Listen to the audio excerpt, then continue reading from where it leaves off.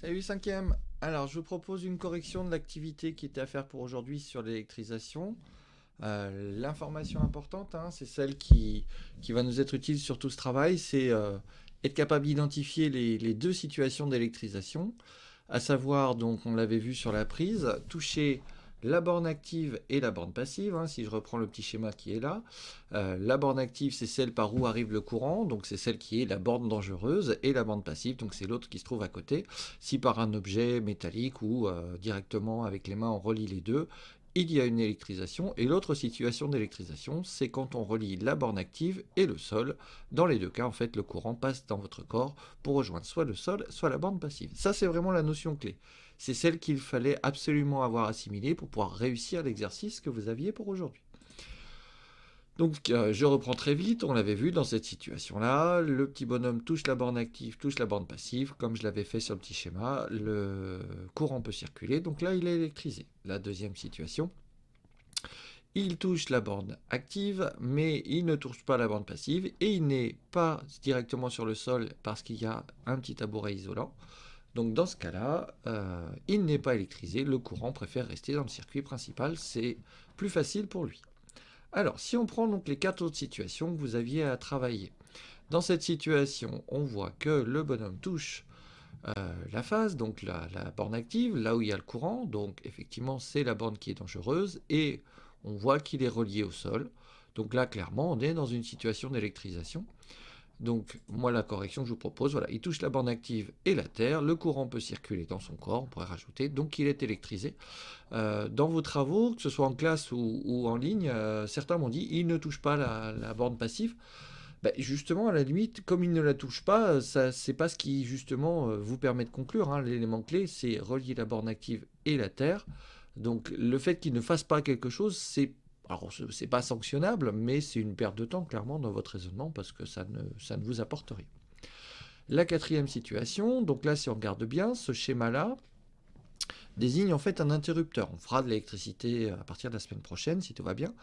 Donc en fait, ce petit logo-là désigne un interrupteur. En l'occurrence ici, un interrupteur ouvert, ce qui signifie en électricité que le courant ne circule pas. Et donc la preuve ici, c'est que la lampe est éteinte. Par contre, on voit que notre bonhomme touche la borne active, mais avant l'interrupteur ouvert. Ça veut dire que concrètement, jusqu'à l'interrupteur, le courant circule. Ce n'est qu'à partir de l'interrupteur ouvert qu'il ne circule pas. Et donc que la lampe est éteinte. Donc dans cette situation, il touche la borne active et il est relié au sol. Donc là, on est dans une situation d'électrisation. Et comme il touche le fil avant l'interrupteur, il y a le courant qui peut circuler. Il est donc électrisé. Donc voilà la correction. Il touche la borne active avant l'interrupteur et il est sur le sol. Le courant peut circuler, donc il est électrisé. Sur la situation juste après, on est dans une situation similaire, sauf que cette fois-ci, il touche la borne active, mais après l'interrupteur ouvert. Et donc cet interrupteur ouvert fait que dans cette branche-là, il n'y a pas de courant qui circule, donc il n'y a pas de danger particulier. Cette situation-là, en fait, correspond à la situation d'un électricien qui est en train de travailler sur un circuit électrique quand il a déconnecté le courant au niveau du tableau électrique. Il n'y a absolument aucun danger pour lui. Donc on est exactement dans cette situation-là et c'est ce qu'il faut faire dès qu'on doit intervenir sur des appareils électriques. Pensez à débrancher le courant au niveau du compteur, comme ça il n'y a absolument aucun danger. Donc on l'a dit, hein, il touche la bande active, mais après l'interrupteur vert, donc il n'y a pas de courant, il n'est pas électrisé. Quant à la situation 6, donc le courant, là cette fois-ci il circule, il touche la bande passive et la terre. Or on l'a vu, la bande passive c'est une bande où il n'y a pas de courant, donc il n'y a pas de danger d'électrisation dans cette situation-là. Il n'est donc pas électrisé. Voilà.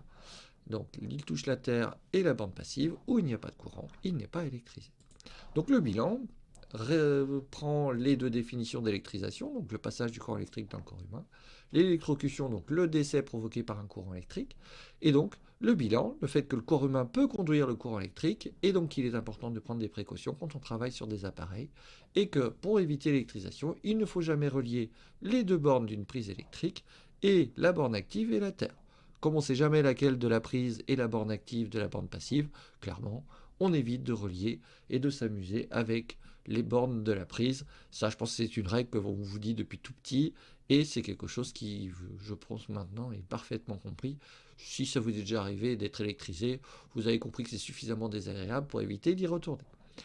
clairement, le courant du secteur délivré par la prise est dangereux. Alors, ce que je vous propose, c'est de poursuivre sur, là encore, les dangers de l'électricité, mais avec une autre forme électrique, c'est ce qu'on appelle donc la foudre.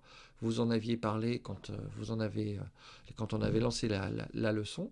Donc vous avez une activité sur Cuisinière à partir de 2 vidéos, à vous de les visionner et de compléter le questionnaire le plus sérieusement possible. Voilà, je vous souhaite à tous donc une très bonne journée, je vous dis à bientôt pour la suite de nos aventures. Salut!